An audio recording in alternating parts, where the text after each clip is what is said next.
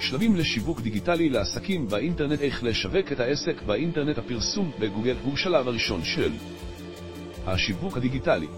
מכיוון שכך תגרום למודעה שלך להופיע בעמוד הראשון בתוצאות החיפוש.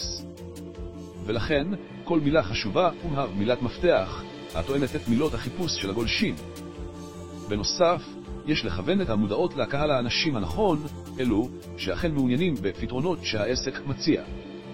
ניתן אף להגביל לאזור גיאוגרפי.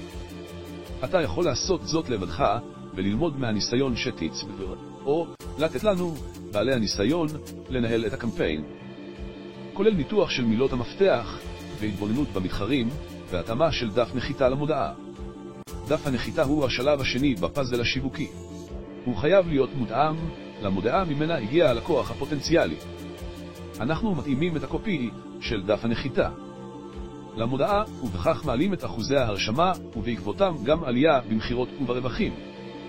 בנוסף לקופירייטינג חכם, אנו מעצבים את הדף עם תמונות מפתיעות או וידאו מהמם, כך שימשוך את הלקוחות להירשם.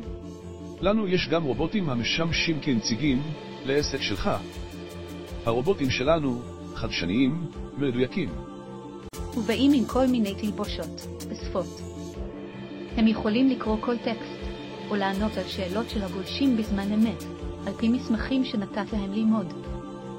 יש להם בינה מלאכותית, והם יודעים להשתמש בה עבורכם.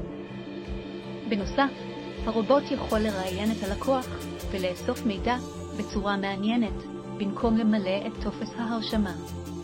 אלו שלושת השלבים בשיווק הדיגיטלי שלנו.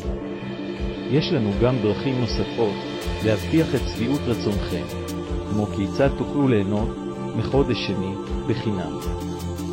אנו נשמח לספר לכם. הרשמו באתר, ואנו נחזור אליכם עם שאלות ותשובות שיובילו לתוכנית שיווק ולהצלחה שלכם. עוד לקוחות לעסק.